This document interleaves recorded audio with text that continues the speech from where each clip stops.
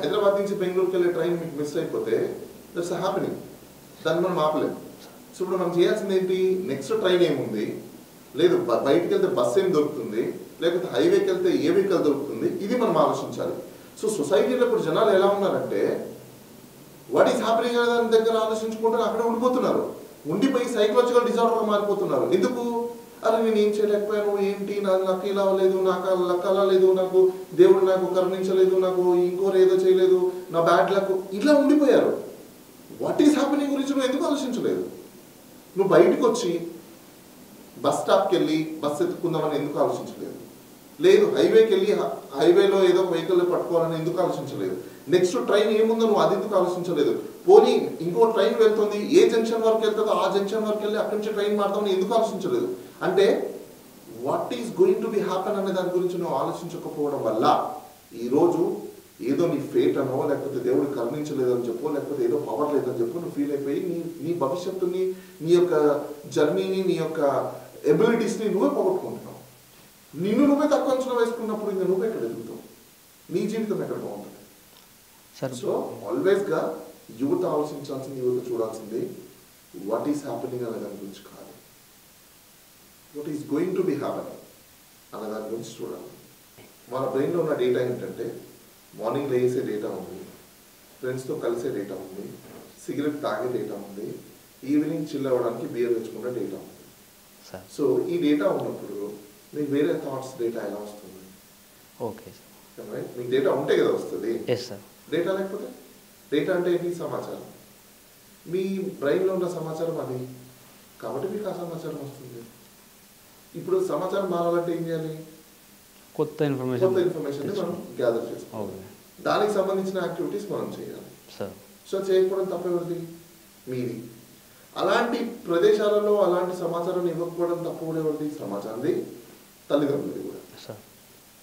ఇప్పుడు మీరు యాంకరింగ్ చేయాలని ఏదో ఒక రూపంలో మీరు అనుకుంటేనే కదా చేస్తున్నారు, లేకపోతే కష్టం, దాని ముందు థాట్ అవుతుంది కదా. దానికి తగ్గట్టుగా what is going to happen అనే దాని గురించి ఆలోచించారు. కాబట్టి ఈరోజు మీరు నా ముందర ఇలా కూర్చొని, నేను మీ ముందర ఇలా కూర్చొని మీరు యాంకరింగ్ చేస్తున్నారు, నేను ఇలా మాట్లాడుతున్నాను. లేదు వాట్ ఈస్ హ్యాపెనింగ్ అనే దాని గురించి ఆలోచించుకుంటే ఓకే సార్, ఖచ్చితంగా మన లైఫ్ మారాలి అంటే మాత్రం ఖచ్చితంగా కొత్త సమాచారం తెలుసుకునే ప్రయత్నాలు చేయాలంట. ఇక్కడ బ్యాడ్ ఆర్ గుడ్ అనేది ఏమి ఉండదు, that you have to decide whether it is bad or good అనేది. నువ్వెవరు చెప్పడానికి ఇంకొకరికి ఇది బ్యాడ్ నువ్వు చేసావు, ఇది గుడ్ నువ్వు చేసావు అని చెప్పడానికి? బ్యాడ్ గుడ్ అనేది నువ్వు డిసైడ్ చేసుకుంటున్నావు. Let you decide your self. Don't prove to someone it is bad or it is good. అతను చూసుకుంటాడు, అతనికి సంబంధించింది. బ్యాడ్ గుడ్ అనేది నీకు సంబంధించింది. అది నీకు బ్యాడా గుడ్డా?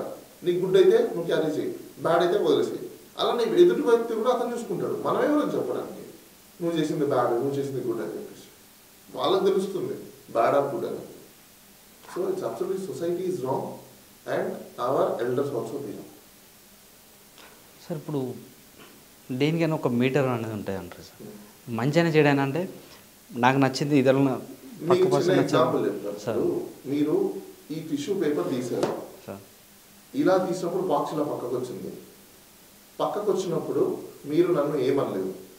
ఇంకొక వ్యక్తి వచ్చి ఇలా కూర్చొని ఇలానే టిష్యూ పేపర్ తీశారు, బాక్స్ పక్కకు వచ్చింది. నీకు బుద్ధి ఉందా లేదా అని మీరు అన్నారు. ఎందుకన్నారు? అంటే నేను చేసినప్పుడు మంచి అని మీకు అనిపించింది, ఇంకో వ్యక్తి అదే చేస్తే మీకు చెడు అనిపించింది. ఎందుకు అనిపించింది? మంచి చెడు అనేది మీరు డిసైడ్ చేసుకుంటున్నారు. ఓకే, అతను చేసిన యాక్టివిటీ ఒకటే కదా, నేను అది చేశాను, అతను అది చేశాడు. మరి అతను చేసినప్పుడు గుడ్ అయింది, నేను చేసినప్పుడు గుడ్ అయింది, అతను చేసినప్పుడు బ్యాడ్ ఎందుకు అయింది? Is there any reasoning? So మరి గుడ్ బ్యాడ్ ఎలా డిసైడ్ చేస్తాం? ఓకే సార్, ఇంకో క్వశ్చన్ వెళ్తే ఇప్పుడు యూత్ మెయిన్గా చిన్న వయసులోనే వాళ్ళు చాలా అప్పులు చేస్తున్నారు సార్, అప్పులు చేస్తున్నారు. ఇది పేరెంట్స్కి తెలియకుండా చేస్తున్నారు. వీటి వల్ల వాళ్ళ లైఫ్ కూడా అంటే ఇంకా ఫర్దర్ ముందుకు వెళ్ళేసరికి చాలా క్రిటికల్ పొజిషన్లో అయిపోతుంది. తర్వాత సూసైడ్కి కూడా వెళ్ళిపోతుంది. మనం రీసెంట్గా ఒక షోకి సంబంధించిన కొరియోగ్రాఫర్ చనిపోవడం కూడా చూసాం. వాళ్ళు ఎట్లా, వాళ్ళ మైండ్ స్టేటస్ ఎట్లా మారడం సార్? సార్ అంటే కొన్ని నీడ్స్ మనకు కొన్ని అవసరం అని వాటికి కొన్ని అంటే సార్ సడన్గా హెల్త్ ఇష్యూస్ వస్తాయి. హెల్త్ ఇష్యూస్ అని గవర్నమెంట్ హాస్పిటల్స్ ఎందుకు వదిలేశారు?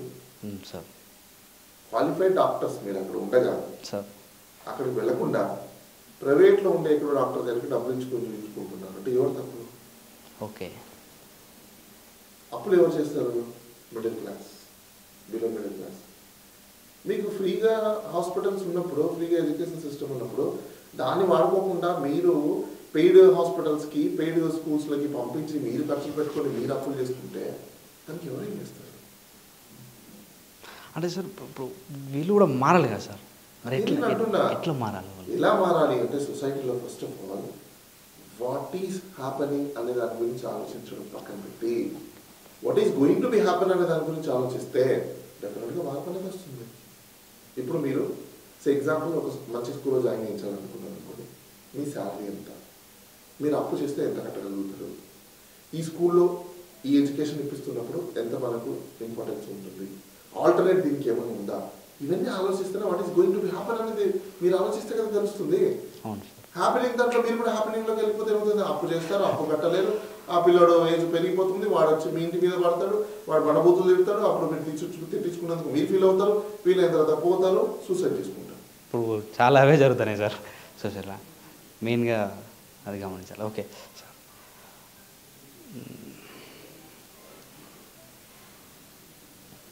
ఇంకొక చెప్పాలి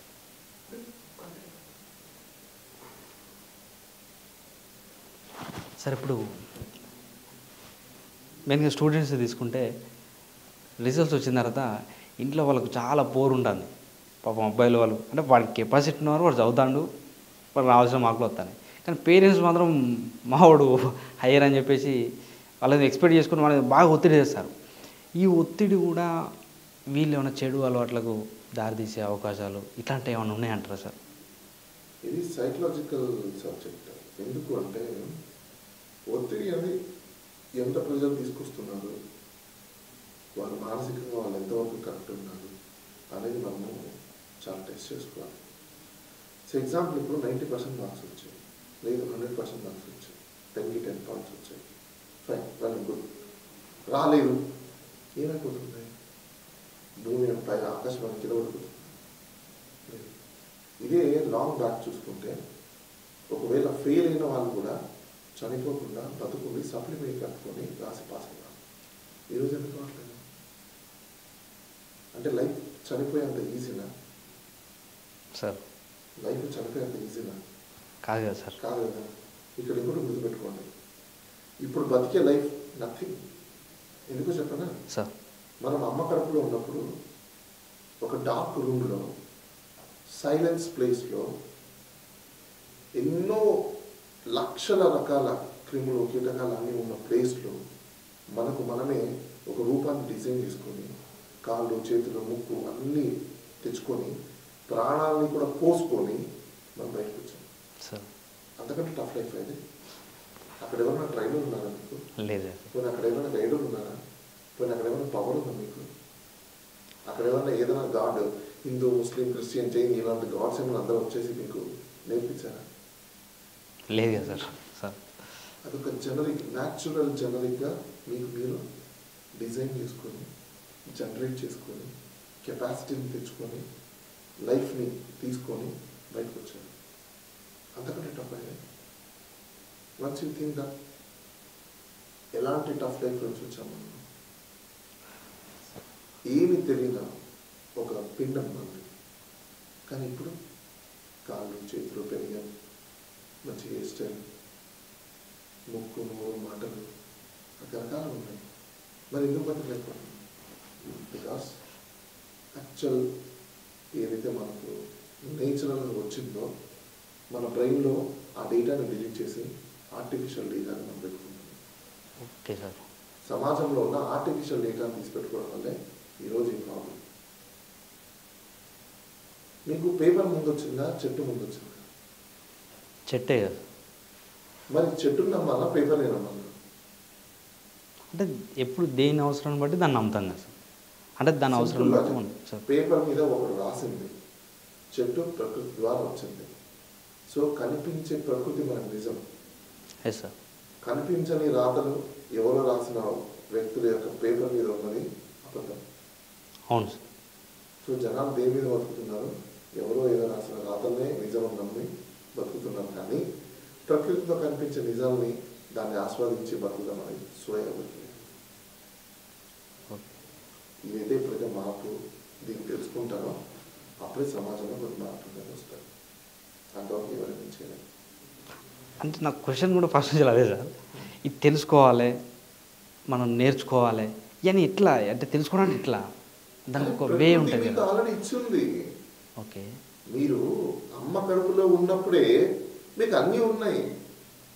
కాళ్ళు తెచ్చుకోవాలని ఎవరు చెప్పారు మీకు? చెవులు తెచ్చుకోవాలని ఎవరు చెప్పారు మీకు?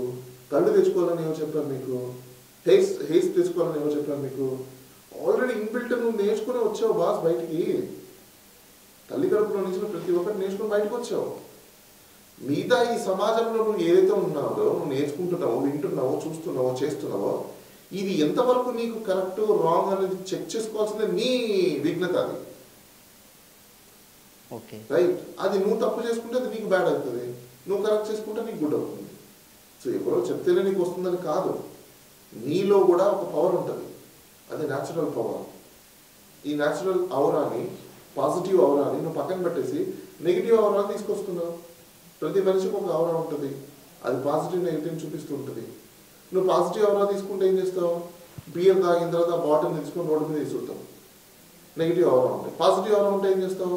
బియర్ తీసుకొని బాటిల్ తాగేసి పక్కన. నీ దగ్గర కదా రెండు ఉన్నాయి. పాజిటివ్ ఔరా అంటే బియర్ బాటిల్ పక్కన పెట్టావు, నెగిటివ్ ఔరా ఉంటే బియర్ బాటిల్ తీసి విసిరేసావు, రోడ్డు మీద వేసావు. సో దానివల్ల what is going to be happen? Car వస్తుంది, పంచర్ అవుతుంది, అది బోల్టా పడుతుంది, యాక్సిడెంట్ అవుతుంది, రకరకాలు జరుగుతుంది. సో ఎవరి దగ్గర నుంచి అయింది? నెగిటివ్ ఔరా నీ దగ్గర స్టోర్ చేసింది. సో దీనికి ఎవరో చేసింది కాదు. సార్ ఇప్పుడు మెయిన్గా ఇప్పుడు హ్యూమన్ లైఫ్లో ఒక్కొక్క స్టేజ్లో కొన్ని చేయాల్సిన పనులు ఉంటాయి. అంటే యూత్ ఉన్నప్పుడు చదువుకోవాలి, మ్యారేజ్ అయినాక ఫ్యామిలీని చూసుకోవాలి, తర్వాత పేరెంట్స్ చూసుకోవాలి. కానీ ఇక్కడ చాలామంది పేరెంట్స్ని, అంటే వాళ్ళ పెళ్ళి కాగా వాళ్ళకి కావాల్సిన అన్ని ప్రాపర్టీస్ అవన్నీ కొనుక్కున్నాక ఎంజాయ్ లైఫ్ వచ్చిన తర్వాత పేరెంట్స్ చాలామంది వదిలేస్తూ ఉన్నారు సార్. అంటే చిన్నప్పుడు అమ్మ లేకపోతే నేను లేను, తల్లిదండ్రులు లేకపోతే నేను లేను అంటున్నారు. ఇది సార్ పిల్లల తప్పుల కంటే తల్లిదండ్రులు తప్పులు ఎక్కువ ఇందులో కూడా సార్. ఎందుకంటే వాళ్ళకి ఆ డేటా ఎలా వచ్చింది? తల్లిదండ్రులని చూసుకోకూడదు అన్న డేటా. ఆల్రెడీ ఆ పిల్లలు చిన్నగా ఉన్నప్పుడే వీళ్ళ తండ్రి తల్లితో అది ఎక్కడో చోట వీళ్ళు చూసి నేర్చుకున్నారు. Okay okay sir. సార్ అందువల్లనే వీళ్ళకి ఆ డేటా వచ్చింది సార్. వీళ్ళు ఆ చిన్నపిల్లప్పుడు ఉన్నప్పుడు వీళ్ళకి ఆ డేటా ఇవ్వకపోయి ఉంటే ఈరోజు వీళ్ళకి పరిస్థితులు రావు. మీరు ఎవరైనా తీసుకోండి, ఎగ్జామిన్ చేసుకోండి, డేటా కలెక్ట్ చేయండి. ఖచ్చితంగా వీళ్ళ పాస్ట్ లైఫ్లో చిన్నప్పుడు ఇలాంటి ఇన్సిడెంట్స్ ఏవో జరుగుతాయి. కాబట్టే వీళ్ళ యాక్షన్కి ఆ రియాక్షన్ ఇలా వస్తుంది.